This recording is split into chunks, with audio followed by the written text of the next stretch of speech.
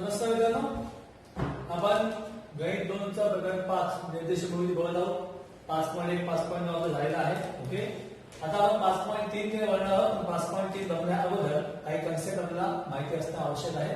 त्याची आज थोडीशी माहिती आपण घेणार आहोत. ओके, हे शेवटचे कन्सेप्ट असणार आहे. त्याच्या आधी आपण 4 सूत्र बघितलेली आहेत. त्या 4 सूत्रानंतर आता हा एक शेवटचा भाग आहे जो आपल्याला बघायचा आहे. ओके, तर जो बघायचा भाग हा नाव आहे रेषेचा चढ. चढ म्हणजे इंग्लिश मध्ये म्हणतो आपण स्लोप. ओके, चढाव. प्लेन रस्ता आणि हा चढावाचा रस्ता. ओके, हे सायन्स मध्ये तुम्ही शिकला. इथून चालताना तुम्हाला आरामात चालता येतं, जास्त त्रास होत नाही. जेव्हा चढावर जाणार तेव्हा त्रास जास्त होतो. ओके, म्हणजे सायन्स मध्ये होतं. आता आपल्या निर्देशक भूमितीमध्ये चढत कसं राहतात त्याचं काढण्याचं सूत्र कोणतं ते आपण बघूया. ओके, रेषेचा चढ हे समजण्यासाठी आधी आपल्याला रेषेचा कल म्हणजे काय ते आपण समजून घेऊया. रेषेचा कल पुस्तकात पाहिजे नसेल. ओके, रेषेचा कल म्हणजे या आधीच्या पुस्तकामध्ये होतं, जुन्या पुस्तकामध्ये. नवीन पुस्तकामध्ये काढून टाकलं हे व्याख्या होती रेषेचा कल म्हणजे. ओके, रेषेचा कल याचा अर्थ असा होतो की एखाद्या रेषेने एक्स अक्षाशी घड्याळाच्या विरुद्ध बाजूने, घड्याळाच्या काट्याच्या विरुद्ध दिशेने एक्स अक्षाशी केलेला धन लघुकोन.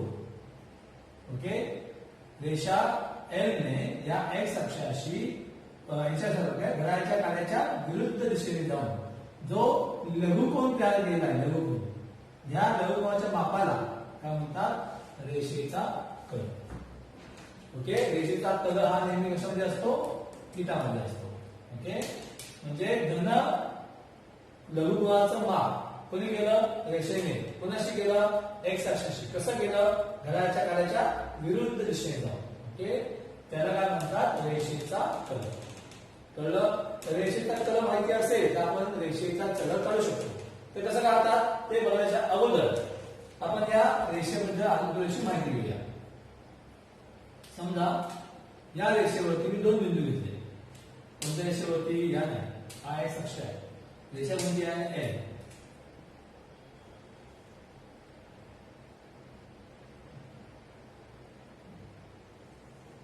ही रेषा एल आहे. त्याच्यावरती आपण दुसरा 2 बिंदू घेतले.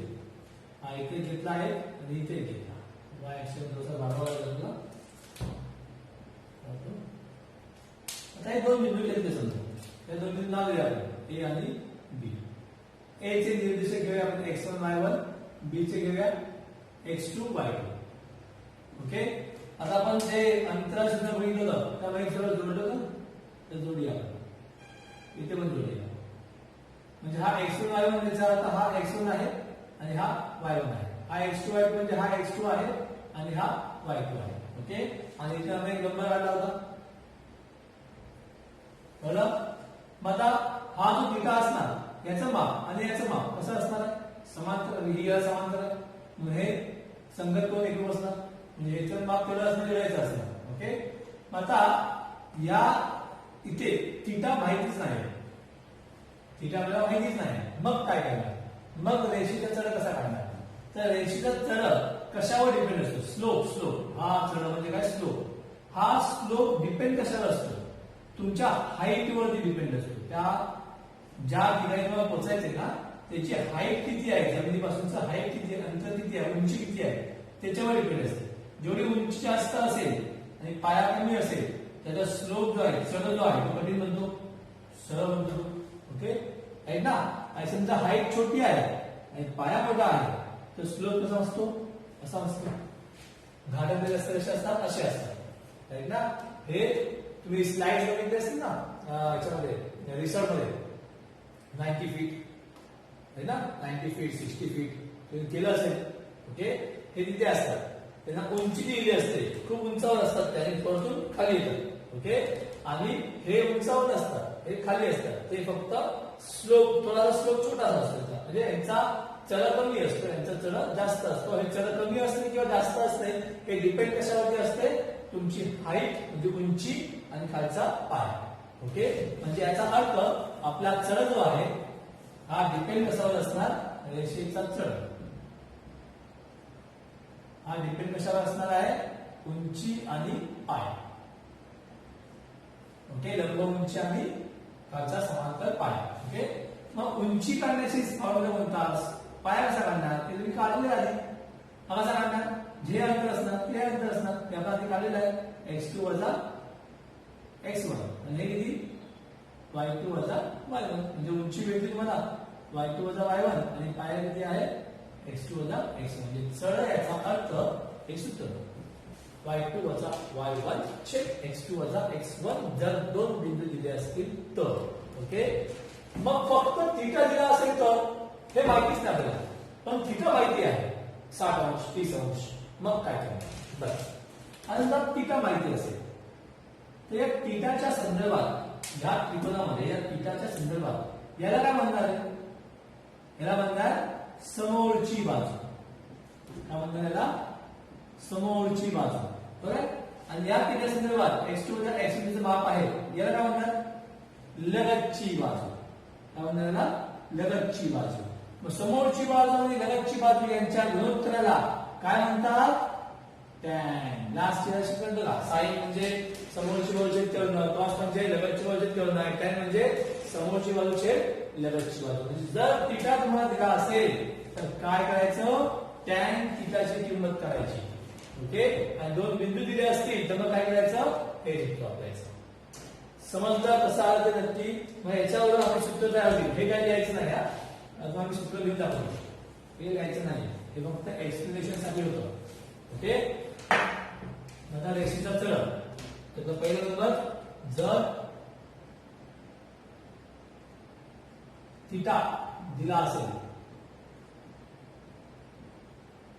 थीटा दिला असेल तर रेषेचा चढ असा म्हणून मी काय करायचा, टॅनची किंमत. रेषेच्या चढाला अक्षर आहे m. ओके, कसा काढणार, टॅन थीटा. थीटा दिला असेल तर काय करायचं, टॅन थीटा करायचा. टॅनचं म्हणजेच काय, समोरची बाजूची लगतची बाजू म्हणजेच काय, y2 वजा y1 छेद x2 वजा x1 चं उत्तर. पण आपल्याला y2 वजा y1 x2 x1 हे माहित नसल्यामुळे हे उत्तर वापरायचं. कळलं. आणि दुसरं आहे, जर a x1 y1 व b x2 y2 दिले असतील, दोन बिंदू दिले असतील. ओके, तर या दोन बिंदूंमधून जाणाऱ्या रेषेचा चढ काढायचा असेल, म्हणजे कोणाचा चढ काढायचा, आपल्याला रेषा AB चा चढ काढायचा असेल तर सूत्र कोणतं वापरायचं, y2 वजा y1 छेद x2 वजा x1. समजलं एवढं, खूप महत्वाचे सूत्र 5.3 साठी. कळले. हा, हे दोन्ही पण सूत्र मला 10 वेळा लिहायचे आहे. हे वरती लिहायचं हेडिंग आणि खाली लिहायचं सूत्र 10 वेळा लिहायचं. हेडिंग वरती लिहायचं आणि सूत्र 10 वेळा लिहायचं. ओके, आता आपण बघूया समांतर रेषा x अक्ष y अक्ष यांचे चढ कसे असतात. x अक्ष y अक्ष काढतो बघा.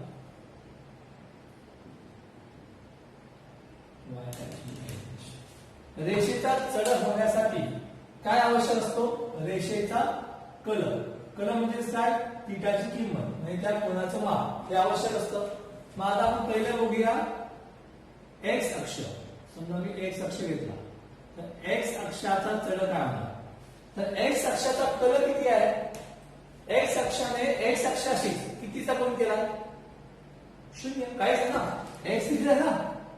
जर अशी रेषा आपण काढली असती तर इथे एक अँगल बनला असता, कोण बनला असता, पण एक्स अक्षच आहे. मग इथे माप किती आहे, थीटाचा माप किती आहे, 0.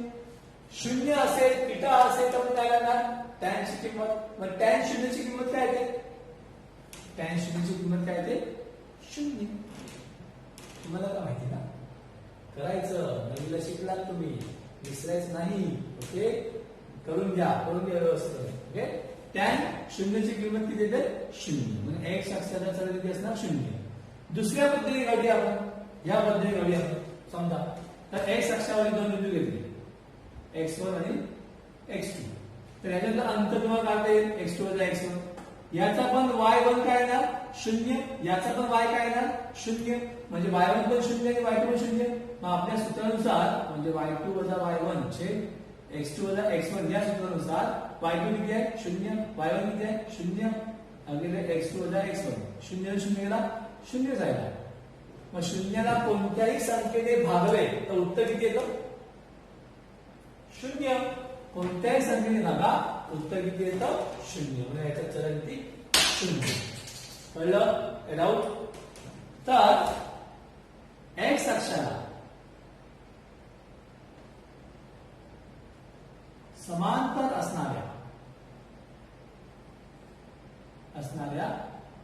रेषेचा चरण किती आहे. या x अक्षाला समांतर रेषा काढली समजा अशी. तर या अक्षावर सुद्धा याला आपण नंबर टाकून इथे पॉईंट घेतला, इथे पण किती येणार x1 आणि इथे पण किती येणार x2. जे इथे आलं ते इथे येणार. याचा y किती येणार 0 किंवा एकच नंबर. इथे y 0 नाही येणार, म्हणजे इथे y किती येणार समजा 5 घेतला आपण तर y2 किती येणार 5 येणार. म्हणजे 5 वजा 5 किती येणार 0. आणि 0 ला कोणत्या पण नंबरने भाग उत्तर किती येणार 0. त्याच्यामुळे x अक्षाला समांतर असणाऱ्या रेषेचा चरण काय असतो 0च असतो. कळलं का. चल पुढे बघूया आपण y चं बघूया. y अक्ष x अक्षाला कोणत्या कोनामध्ये छेदतो रे. y अक्ष x अक्षाला कोणत्या कोनात छेदतो 90च्या कोनात. म्हणजे y अक्षाचा जो चढ आहे तो काढण्यासाठी त्याचा कल माहिती आहे, तो किती आहे 90. बरोबर आहे. मग tan 90 ची किंमत ठेवायची. याचा अर्थ किती माहिती असेल tan तिला काढतो आपण. मग tan 90 चं उत्तर आपल्या त्या पुस्तकात दिलंय. काढता येत नाही, सांगता येत नाही. tan 90 चं उत्तर आहे सांगता येत नाही. का असं आहे सांगता येत नाही. Let's see with example this one. y2 - y1 चं आपण उदाहरण घेऊन बघूया. इथे समजा y2 आहे आणि इथे समजा y1 आहे. तर मला सांगा याचा उत्तर तुम्हाला काढता येईल नाही. किती येते y2 वजा y1. आता y1 साठी x किती 0, y2 साठी x2 पण किती 0. म्हणजे आपलं सूत्र आहे y2 वजा y1 छेद x2 वजा x1 बरोबर. वरती y2 वजा y1 माहिती आहे, खाली 0च आहे. मग कोणत्याही नंबरला जर मी 0 ने भागलं तर उत्तर किती येतं रे 0. 0 ने आधी पहिली गोष्ट म्हणजे ही आहे की 0 ने कोणालाही भागता येत नाही. यकीन नहीं आता चेक करो. कैसे लिया कैसे लिया कुछ को नंबर लिया 10 लिया 20 लिया 15 लिया 25 लिया भागिले 0 करा. बघा काय होतं ते. कैसे लॉग होणार मोबाईल पण लॉग होणार. इकडे तुम्ही काही करू शकणार नाही. म्हणजे उत्तर येणारच नाही. म्हणजे ई येतं ई ओके. उत्तर येणारच नाही. म्हणजे कोणत्याही संख्येला 0 ने भागलं तर उत्तर येत नाही. म्हणून tan 0 चे उत्तर tan 90 चे उत्तर काय असतं सांगता येत नाही. कळलं. म्हणजे इथे तुमचं जे रेशो काढला तर 0 ने भागता येत नाही. म्हणजे उत्तर आपण काढू शकत नाही. कळलं. म्हणून इथे उत्तर सांगता येणार नाही. त्याचप्रमाणे y अक्षाला समांतर समजा रेषा काढली. समांतर असणाऱ्या रेषेचा चढ किती असणार आहे सेम सांगता येत नाही. कारण की y अक्षाला समांतर रेषा काढला तर इथे y2 आणि इथे y1 घेतला. त्याचा x1 तोच नंबर असणार तर x2 पण असणार. म्हणजे 4 आहे तर x1 पण 4 x2 पण किती असणार 4. 4 वजा 4 केले तर उत्तर किती येणार 0च. 0 ने कोणत्याही संख्येला भागता येत नाही. याचाच अर्थ y अक्षाला समांतर असणाऱ्या रेषेचा चढ सांगता येत नाही. मग याच्यावर तुम्हाला काय माहिती पडलं की समांतर रेषा ज्या असतात त्यांचे चढ कसे असतात समान असतात. कसे असतात समान असतात. Very important. समांतर रेषांचा चढ कसा असतो समान असतो. कळलं समजलं का. खूप महत्वाचं आहे 5.3 साठी. याच्यावर 5.3 करणार आहोत. हे 10 वेळा द्यायचं हे तुम्हाला एकदाच द्यायचं आहे. ओके एकदाच वेळा द्यायचं हे आणि लक्षात ठेवायचं तुम्हाला. Okay clear. म्हणजे बघा